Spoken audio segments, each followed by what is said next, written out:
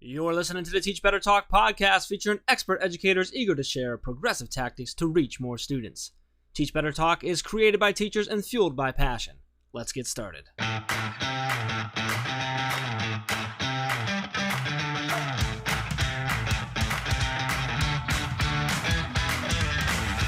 Hey everyone, welcome to episode 68 of Teach Better Talk. I'm Ray Heward, and as always, I am with the motivating Jeff Gargis. Motivating? Do you feel motivated right now? Well, you just being around me makes me feel motivated. I always want to work harder when I either have just gone off the phone with you or after we're recording podcasts. I always feel like amped up, like I was just at a concert. Well, that's awesome. That's good to know. I'm amped up right now. Like, it's pretty late right now, but I'm still I don't think I'm going to sleep anytime soon. Yeah, I won't lie. Our listeners, it's past my bedtime, and Jeff Gargis thinks he's going to the gym after this. Jokes on him. I am going to the gym after But this. I did want to mention that the motivating word was submitted by none other than Nick Sutton, who is a superintendent over in Illinois, and he is a huge Jeff Gargis fan, let me tell you. I actually literally got an email from Nick while we were recording this episode. You're so lucky. I wish I got an email from Nick. I am really lucky. Sometimes I get texts from Nick. That's how lucky I am. Are you trying to make our listeners jealous or me? Everyone should be jealous of me. I'm going to go text somebody Ray, I have right so many now. awesome things for you to be jealous about. I know, you're amazing. Speaking of, if you have a word that you'd like to use to describe Jeff Gargis, y'all need to message me on Twitter or Instagram. I have a list going of all these words, some not so nice, to describe our fancy schmancy Jeff Gargis. And I think that if you have something to share, please make sure you message me so I can get you also on my list. And I'll also get you a nice little shout out here as well. So a big shout out to Nick Sutton for that one tonight. Even though I didn't get a text message from Nick Sutton. I'm going to text him right after this episode. So Ray, this episode was cool. We got into a lot of podcast talk actually, which makes sense because we were talking to the podcast guy, or the Edu podcast. I don't know. I'll call him a king, superhero, whatever. A lot of different names. So Jeff Bradbury, I've been connected to him for a little while now via a Voxer group of Edu podcasters, and we've had a lot of back and forth, a lot of really cool. We find that we challenge each other in a lot of ways, which I love, and he also has shared that he enjoys that we're able to share a lot of content together and stuff. We do a lot of business talk, which I love, a lot of the brand side of stuff and the SEO talk and the websites and stuff. But this guy's the podcasting guy, and he's been podcasting for 9 years now, 9 years, I don't know, a lot of years. And all focused on education. So he's a tech coach by day, super podcaster by night. Is how I'll describe him. But it got me thinking, Jeff talked, there's a lot of different times in our conversation where it was really cool how we kind of shifted and sort of carried over the thoughts of, and we talked about this on our team on how often business mindset cross over to classroom management and things of that nature.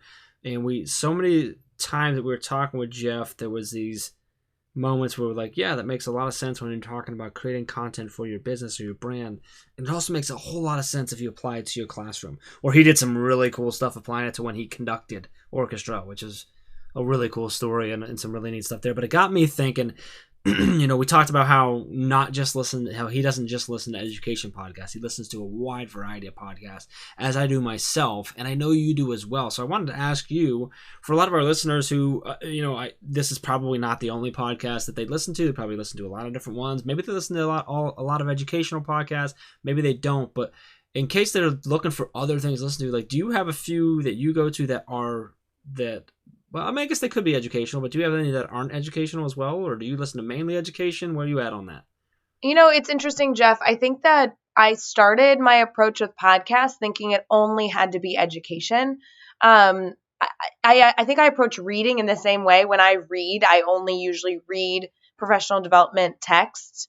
But, Nikki Piercy, who's an incredible reading teacher that I am able to work with every single day, is really trying to stretch my thinking on reading. For people that know me, they know that I don't read. It's a skill that I not only struggle with, but I'm working on kind of growing that mentality in my life. And she reads professional development books, but she also finds incredible joy in right before bed, taking an hour and reading a different type of book that could be a story or, a biography. And I admire that about her. I think that podcasts are kind of the same way. We might read professional development books. We might listen to a professional development teacher podcast. But in the same sense, I think we need to kind of have our well-rounded mentality of listening to a podcast that isn't necessarily education focused, because like you were saying earlier, there's things we can pull out, there's elements we can pull out of any type of profession in the world that can make us better educators. And that was super apparent in this episode. So I will joke with you. I'm literally opening my iPhone right now, and I'm going to pull up the order of what I've been listening to. The first one is Eric in the Morning with Melissa and Whip. Jeff, no kidding.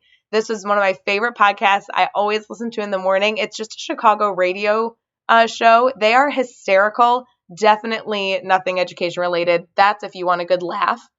Some of the other ones I'm listening to, the Adam and Ryan show, Ask Adam and Ryan. Those are Adam Welcome and Ryan Sheehy, who has also been on Teach Better Talk. I love it's a half an hour. They just go through questions, any questions that any educators may have submitted them. It adds for a really casual element of their podcast, but I really like it. And then I do other podcasts, like I've talked about this on the show before, of personal growth. I'm a huge Rachel Hollis fan. And Jeff, I won't lie, the next one on this list is How to Be Awesome at Your Job, which you were just featured, and you had a great episode I was totally listening to, and that is on my list.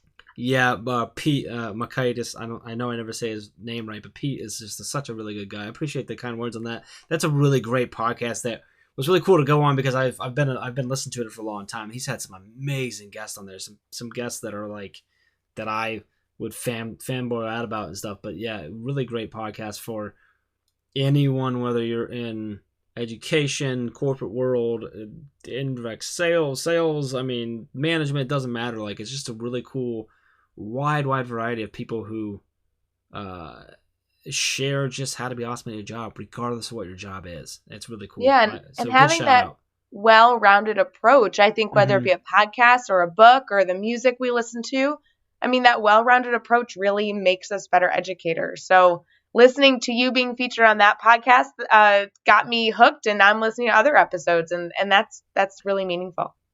Yeah, I agree. And I think, I listen to I've listened to a lot of, self-development podcasts and business podcasts and stuff, but I've actually been listening to a lot more educational podcasts and recently as well.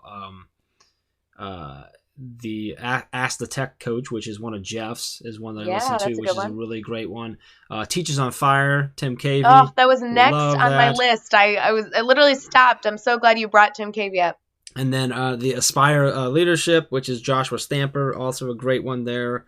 There's a bunch I'm forgetting as well, but yeah, there's some awesome podcasts out there. This is really just what I wanted to do, is just kind of share some of the ones that we listen to. So wait, and Jeff, before we were recording, we were talking about how amazing Sarah Johnson is. So next on my list, under Teachers on Fire, was the Awe podcast. So definitely an Awe podcast.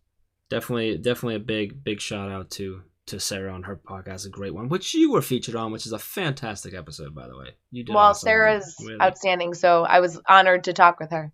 Well, I'm honored that anyone who is still listening to this episode is still listening. This is a great episode. Like I said, Jeff really takes us on a cool ride. We went around a variety of topics here. I really like how he connects so many different things over to his world of podcasting and his world of being in education and his experiences there.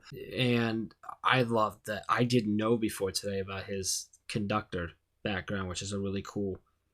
He ties a lot to that as well. And you don't see it because we don't do the video, but I saw he was still on video. He was conducting with his hand several times. I loved it. It was great. So anything out of this episode that jumped out at you, Ray, that you want everyone to pay attention to? I think he had really great metaphors as he was talking throughout, his kind of big picture view of education and how it ties to business. So I would encourage you to listen to this episode. Try and take all these snippets of information and directly align it back to your kids, your students in your school. There's a lot of good nuggets in here.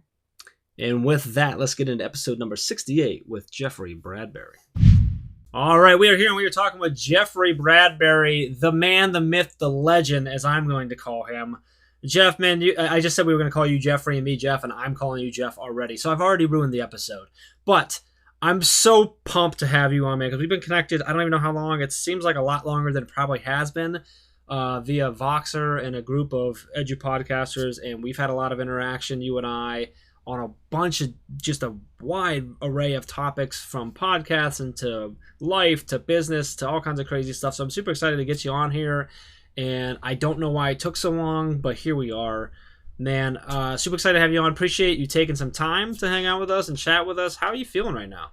I am doing great. It is so nice to have you, to meet you guys and to be on the show. Thank you so much for your time tonight. Well, Jeffrey, we are going to have some fun because before we even press record, we're already laughing about stuff. But I want to make sure that our listeners get a chance to learn all about you throughout this podcast episode. So we're going to start with how you describe yourself. When someone asks you what you do, what is your typical response? I am the father of 5.5-year-old, very rambunctious triplets. I am an educator from New Jersey. I do a lot of broadcasting and podcasting. I love doing professional development for people. When I'm not doing that, I love spending time with my family and playing with the kids. I love it. And you mentioned podcasting, so we're going to get in there because that's how you and I originally got connected. You have a lot of podcasts that you do. You've done a lot with it. So can you tell us a little bit about? So I think you have like 9 going on, but I know there's a few that come out more often than others. Can you tell us about sort of maybe 1 or 2 of the podcasts that you have going on? All these kind of podcast balls you have up in the air right now. Yeah, we've been doing podcasting here on TeacherCast for the last almost 8 years. July 11th, 2011, we started TeacherCast, and it's been an amazing ride. Over a couple, 1,000 shows, 500 ed tech companies, thousands of educators coming on. It has been absolutely amazing. Anything that you're looking to learn, we probably have it. The longest running show is called the TeacherCast podcast. I've got just about every topic on there.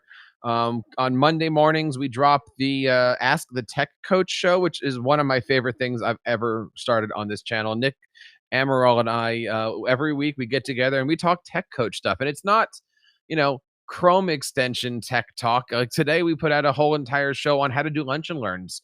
And those are important topics for tech coaches that nobody talks about. So I love those kinds of shows. For a couple years there, I did the Microsoft podcast. We're redoing the New Jersey Educators Association podcast. I also have a show called Educational Podcasting Today, where I help out educators learn how to use audio and video in their classrooms. And when I'm not doing that, I love doing a show called Ed Tech in the Classroom, which is where I bring on tech companies and we talk about what they do and why they're awesome for students. So that's just a few of them, but I absolutely love the medium. Like I said, I've been podcasting for 9 years, 8 years with TeacherCast now. And, for a guy who doesn't love to write, I love to sit in front of my microphone and just talk. Yeah, and you mentioned the Ask the Tech Coach, and that's I think that's my favorite of your shows as well. Just super, like you said, it's not just Chrome extensions. You guys are diving into practical things that have been put in place by teachers and by tech coaches to help those teachers and support those teachers. Loving it. So I want to take advantage of the fact that we've got you on here because I know you do a lot of work with teachers on this specific, or with people in general on the specific topic of I love podcasts. Mm-hmm. I feel I have something I want to share. I have value to put out. I have something, a story to tell, but I don't know how to start podcasting. Jeff, how do I start podcasting? You subscribe to my show, Educational Podcasting Today. When I started this thing 8 years ago, I didn't have a mentor, right? Like all of my mentors were non-educators, and they were doing, even now, like you think of like School of Podcasting, and you think of what used to be the Podcast Answer Man. They're doing how to make a podcast on such a different level. They're talking about microphones and mixers and all of this stuff that the average second grade teacher doesn't need to know about. So when we're looking at how to make a podcast, we're taking a look at it from the classroom teacher point of view. And we're defining the term podcast in many ways, but mostly we define the term podcast as, hey, I just want to pull out my Chromebook, I want to pull out my phone, I want to make a nice video, and I want to learn how to have my kids be wonderful at doing these presentations and stuff. we take this from a very basic level. And every time I have somebody on the show, I always ask them the question, can you podcast for free? And luckily nowadays that answer is yes, even easier than it was 5 years ago when I started that show. I mean, there's so many different things that a teacher can do with audio and video, and you don't need equipment. You don't need anything. Really, all you need is a device. And there's so many free tools out there. It's absolutely fantastic time to be a podcaster or a teacher. Hey everyone, we're going to get right back to the episode. However, I do want to mention that our Teach Better conference is underway and you can start registering, but I might have a little discount code for you. So as you head over to teachbetterconference.com and sign up for the amazing event that we are having November 8th and 9th, make sure you use Podcast Talk as your $50 discount code. Now let's get back to the episode. And I do want to get in this. So this is one of the questions that we ask everyone who comes on the show, and I've actually been waiting for you to be on the show because I've been interested to hear this. Something I talk about a lot, Jeff, is failure and the things that I've learned from all the blistering failures I've had in my life. And I always joke, I didn't enjoy the failures when they happened, but I love looking back on them and learning lessons, even still today, from something that happened 10 years ago when I can look back and reflect again and again. So can you share a story of a time that you've had a failure, man? Take us there with you. What happened? Why was it a failure for you? How did you overcome that? And what did you take away from that? Wow. Good question. I've had a lot, right? Like, I think that's important. Like, we've all had a lot. People ask me a lot, what's the one thing I need to remember, or what do I need to have in mind when I start my podcast? And I always tell people, take the first 50 episodes and know they're not going to be as good as the second 50 episodes. And I say that because, we're all learning. If you take 50 episodes and you do it once a week, that's like a year, right? It's going to take you a year to learn. When I first started doing the TeacherCast podcast, it took me 50 or 60 episodes before I actually started to say my name on my show. And I actually started doing that only because at an ISTE, somebody came up to me and said, I heard your voice. I saw the logo on your shirt, but I didn't know who you were. And you realize, okay, is that a failure? Is that just a conscious thing? What is that? But you start to realize that, there's certain things that we do that we could be doing better. There's certain things that we do that we don't realize that we're doing to ourselves that we could be doing better. I find a lot of times my failures come in, I don't know how to put it. I'm a very quick thinker, and sometimes I feel that is to my downfall because I'm always thinking not just one, not two, but sometimes 13 or 14 steps ahead of myself. And I don't ever take a chance to actually be in the moment. And so I'm always I try to be as focused as possible when you're doing something, do it to the fullest, be in that moment. And, no greater story than that of your kids are only 5 years old once. So every single time you're reading that book to them, be there. Don't be on your email. Don't be reading a book, be with that kid or kids in my case. Don't fail at that. That one hits. I love that. Finishing that with that. I'm just thinking about reading with my kids and stuff. Yeah, be in there. That's such an important thing. And in today's world, it's even harder to do because we're all so attached to the devices in our lives. So, right, really, really crucial advice there. So I want to keep going with one that we asked everyone. I want you to flip that because I'm interested to hear this as well because a lot of people that get to know you go, man, there's probably a lot of these, a lot of successes that Jeff's had and things and cool things he's got to do. But man, we're like, what do you think of that? If I asked you to tell us about a successful moment in your life, and it's gonna be something big or small, if you could just pick one out, share what happened, why it was a success for you, and then what'd you take away from that experience? I sometimes get picked on for this quote, but I love the Henry Ford quote, if you think you can or can't, you're probably right. And, in the last 5 years, the kids have come out as triplets. They came out at 25 weeks premature. We had babies in 2 different NICUs. I had a kid living in the hospital for 3 years who had a trach. My wife just figured out and kicked the crap out of breast cancer and is doing wonderful and is in remission right now. And TeacherCast is doing amazing.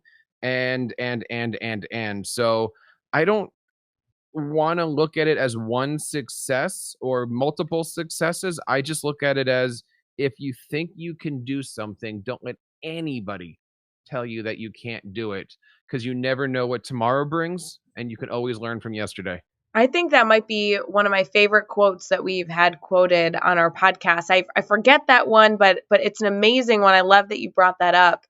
I couldn't agree more. That was great. So, Jeff, do you think that so far you're doing all right on this podcast? Like, if you're taking that Henry Ford idea, I think we're doing all right. I'm still nervous. Still nervous? You got all the way through question 3. You're killing it, bro. Dude, after that answer, Jeff, man, you need to not be nervous anymore, man. You're good. You're golden. No, anytime you turn the microphone on, you always get that rush. It's just like when I was conducting, right? No matter how prepared you are, no matter how much you can sing Beethoven back and forth, as soon as you put your hand up to that orchestra, you got to know, did you prepare everything to the fullest? And sometimes you could be every single bit as prepared, and then you realize as soon as the downbeat happens, your fly is down. All right, and 100 people are looking at you for the next hour.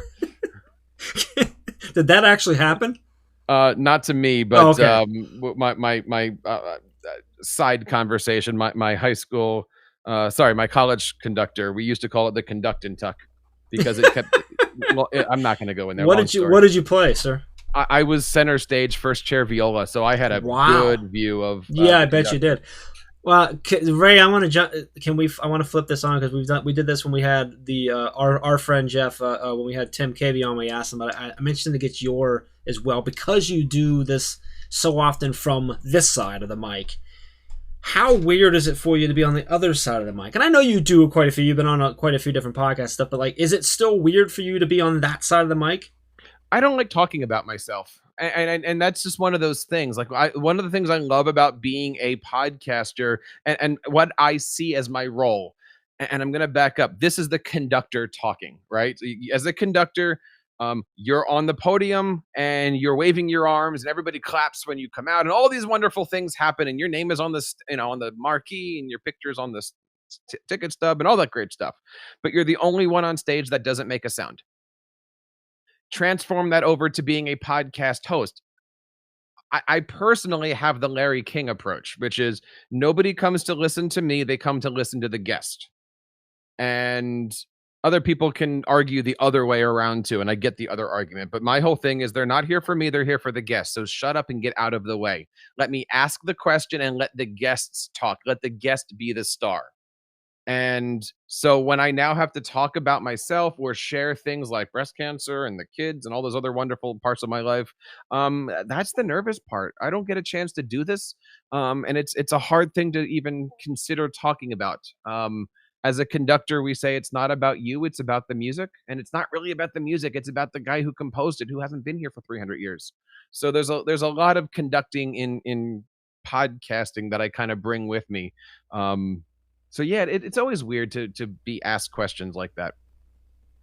Hey, Ray. Yeah. Hey, just shut up and let the guest talk, okay? Oh man. So I need to figure out. We need to figure out, Ray. Am I the conductor, or are you the conductor, or are you like the stagehand that pulls the? Who's Batman and who's Robin? Yeah. See, you're trying to make a joke, and everybody listening already knows that I do all the work on this show. It's not even a question. I don't even know why I brought it up. Absolutely. Jeffrey, I want to go back to your a quote you said a few minutes ago about the conductor, their names being on the ticket stubs, but then they're the only one on stage that doesn't make a sound. Could you imagine if we really envisioned our classrooms that way, that teachers became the facilitators and the learning and the magic happened, and yet the students are the ones that everybody is coming to see? The learning is the part that our classrooms are striving to create. Isn't that right? Well, I have a different opinion and a different look on that. One of my favorite presentations to do is, and I never have a correct answer for this, but it's, how do you give a presentation or how do you teach like a WWE superstar? And I have this whole spiel that I go along with. And basically, I don't know if you guys are wrestling fans or anybody out here is listening to wrestling fans, but I love a guy named Paul Heyman.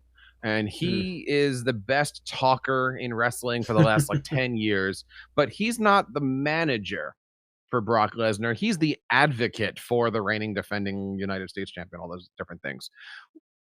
What if you weren't the teacher in your classroom? Right? What if you weren't the sage on the stage? What if you weren't the lead learner, if you will? What if your whole entire job and the way that we looked at you was simply as being the advocate for your curriculum? Your entire job is to go in and say, guys, algebra is awesome. This is what we're going to do today. Or, guys, I got to tell you about this president who chopped down a cherry tree. Look at what this guy did.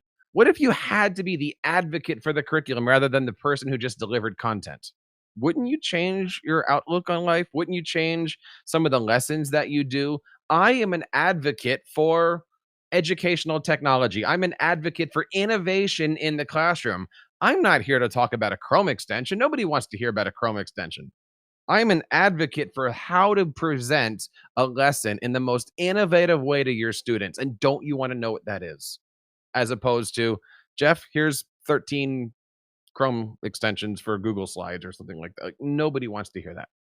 And so I think if we take our positions and we take a look at this and say, what if our entire position was advocating for whatever the lesson was or whatever the topic is, I think some of us might,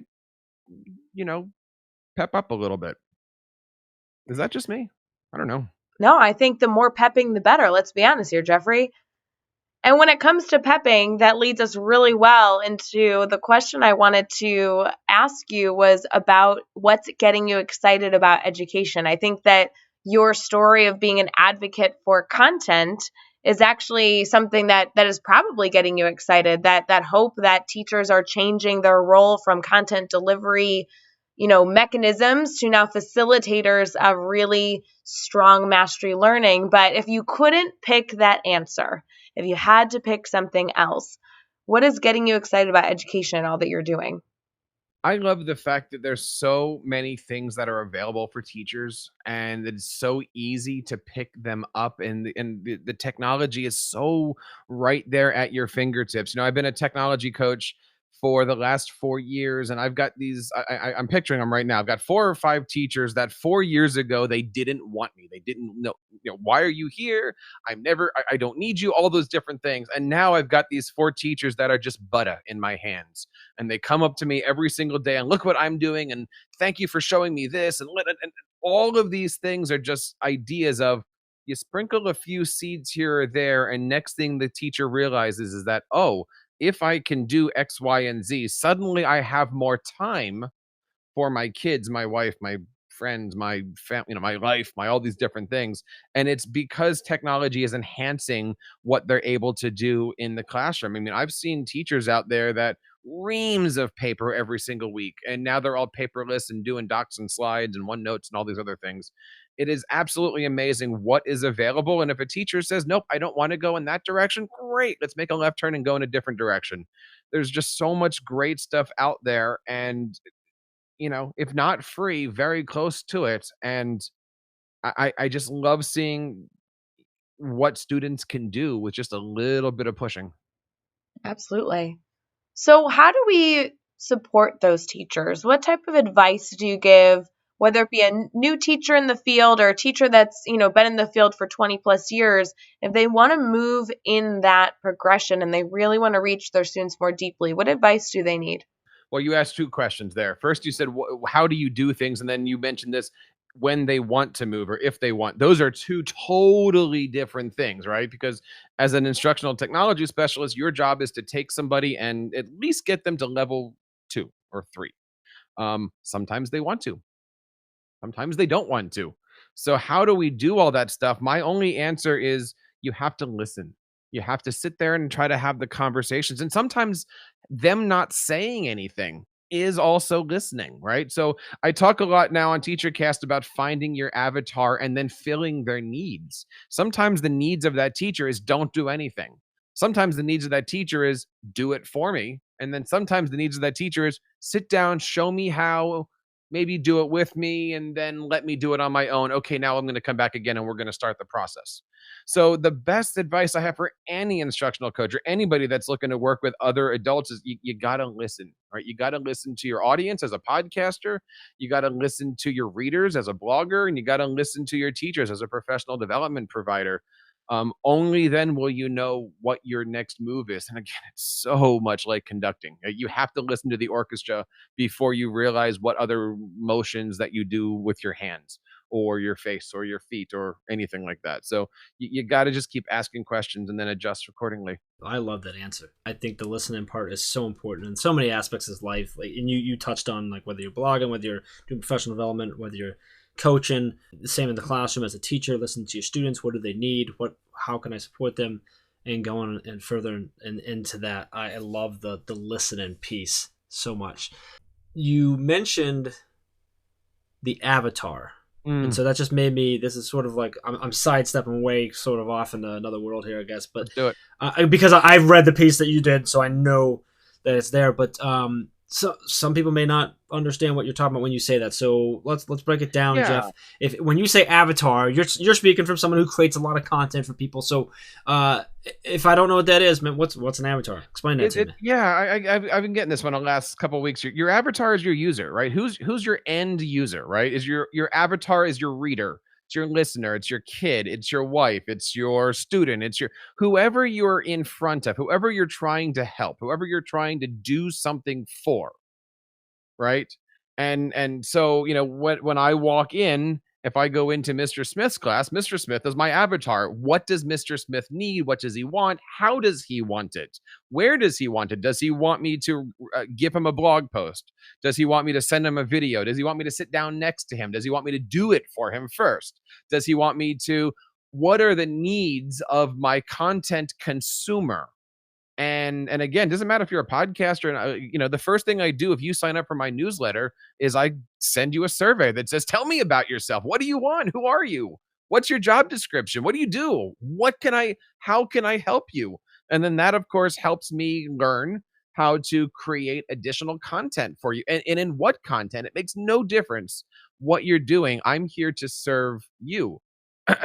I'm here to conduct the music. Same concepts here, right? So, if you realize that most of your readers are looking for video content, maybe spending time on Instagram isn't for you. Maybe you should be learning how to do YouTube. And it's all that just figuring out, what does your user want? I mean, they came to you because they had questions and they're looking for you to answer them. So how do they want you to answer them? Do they want lists? Do they want a 6,000 word just blog post? Do they want a video? Do they want a combination? Do they want you to come out to their school? All of these different things. So long story short, your avatar basically is and I sometimes refer to it as your minifig. Like who's the Lego minifig that you're talking to? Who's your pop? Ray, I say it a lot of the connections that I see all the time between business and being in the classroom, the management of your business, the management of your classroom, and Jeff just laid it right out, like a big piece of that. And a lot of the conversations that Jeff has are around sort of that the business mind of building.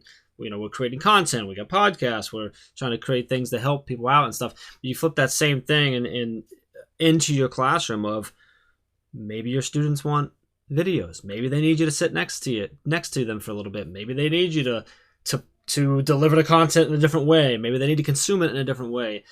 Such a crucial piece. So focus on your avatar in your classroom is your individual students. You have a lot of them in there, and they're all different, and that's makes it your job very difficult as a teacher, but important for what Jeffrey said before, listening. Well, take your classroom, right? If you walked into your classroom in September and you got observed the second day of school and your principal goes, "Why aren't you meeting the needs of all your kids?" You're going to answer, "I don't know my kids." But if they come in the middle of December, your principal says, "Oh, I see you're individually giving them what they need." Well, yeah, you've had a month to get to know them and get to answer the questions, and then another month to experiment with. You got to get to know your audience. Love it. All right, we're gonna do the next 6, Jeff. Next 6 questions, sort of quick fire here.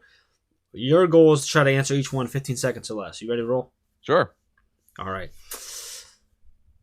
And this first one might actually be tough for you. The toughest one, as an innovative tech guy, but we're going to try it here. What is one ed tech tool you cannot live without?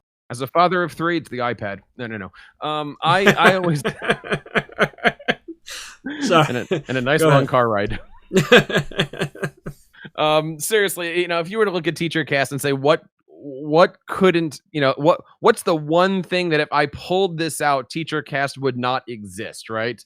And I always give 2 answers. WordPress being the platform that I use to create everything. If it wasn't for WordPress, there would be no TeacherCast. And then, of course, Final Cut Pro. I do all of my editing, audio, video, everything that I do. I'm on Final Cut Pro at least 3 or 4 times a day, if not more. Give us a book that you're reading right now.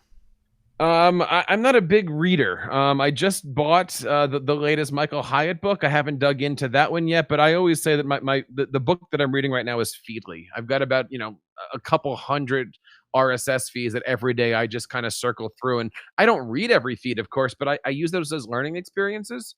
You and I have had multiple conversations about search engine and blog posts and how to write, how to podcast. I get all of my answers for that from Feedly. How is everybody creating titles, writing their blog posts, looking at show notes, all those different things. I study RSS feeds. Kind of sounds nerdish, but that's what I do. No, that's a great recommendation. I love it because I do the same. Who do we need to follow on Twitter today? I will always give the answer of Dr. Sam Patterson. He's my right-hand guy. He's the father of the Edu puppets. You can follow all of his little puppets there. Walker Patui and the Edu Felon. If you subscribe to Sam over at Sam Patui, that's SAMPATUE, tell him I said hello. He's a great guy to follow. And he also has a fantastic podcast called Beyond the Hour of Code.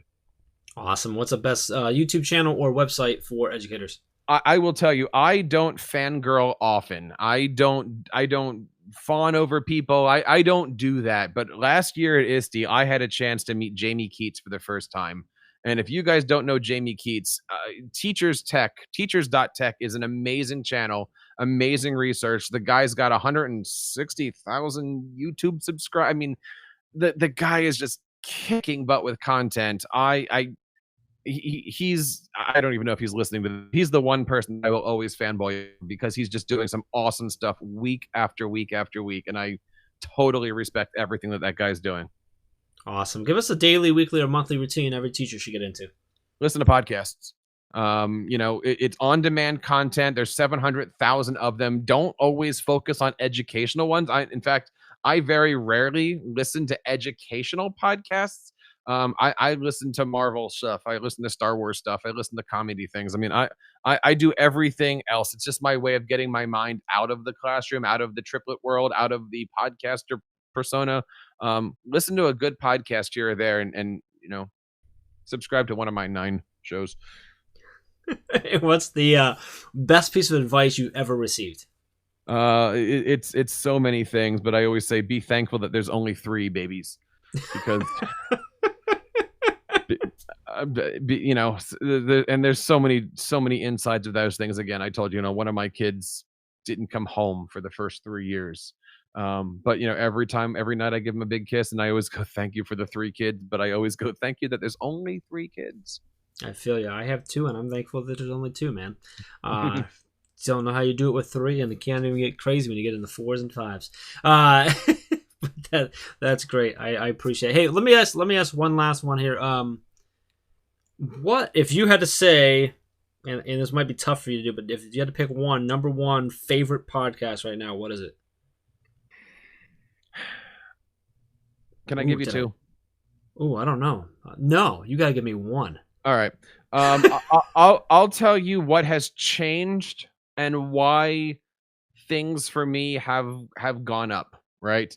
I love wrestling podcasts, right? Because it brings your childhood back to you, right? And so one of my favorite shows is called Something to Wrestle with Bruce Pritchard. These guys for the last couple years have done an amazing job at basically redesigning what a podcast should be. They've broken every single rule from, don't put your advertisers and your plugs up front. They don't really start their show till 7 or 8 minutes into the show. But every single show, they start off with, hey, Jeff, how you doing? What kind of feedback did we get from the last episode? Then they spend sometimes 2 to 5 hours on their podcasts. So I'll listen to one show and it lasts me the entire week. And then in the middle of at the end of all that, then they tell you exactly, okay, next Monday on May the whatever, this is the topic. The Monday after on May the whatever, that's the topic. And I've basically taken Something to Wrestle with the entire format and the shtick and all these different things. And I told Nick, this is going to be the format and the formula for Ask the Tech Coach.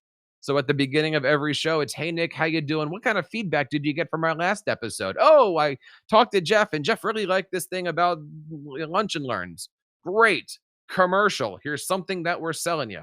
We go into the show. It's a half an hour, not 5 hours. And then at the end, we say, okay, next week we're doing this topic. Next week we're doing that topic. And the week. So I've basically taken the Something to Wrestle formula and I've put that into an educational show that lasts about a half an hour. And what we've noticed has been amazing in terms of numbers and feedback from the audience, and all these wonderful things just kind of pop out. So I'm a big fan of Something to Wrestle because I just love the format. Very cool. Ray, what kind of feedback do you think we're going to get from this episode? Oh my goodness. Hopefully good stuff. Hopefully? That's a bad strategy. Well, I think there's been a lot of good stuff in here, so I can only imagine that people are going to give us positive feedback.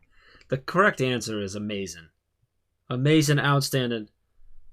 I the only negative feedback is that there seemed to be a lot of Jeffs in this episode. Yeah, but two of the best there ever was. That's true. Well, Jeffrey, I want to make sure I'm able to ask you one of the most important questions of the night, and that just has to do with ensuring that our listeners get connected to all the amazing things that you continue to push out to your listeners. So would you mind sharing how our listeners can get connected? Certainly. You can, of course, find us over on teachercast.net. Leave us a voicemail over at teachercast.net/voicemail. Email us at feedback@teachercast.net. And, of course, you can check out everything over on askthetechcoach.com. If you're looking to make a great website for yourself, you can go to educationalwebdesign.com. If you're looking to do something in the world of professional marketing, we, of course, have buildyouredubrand.com.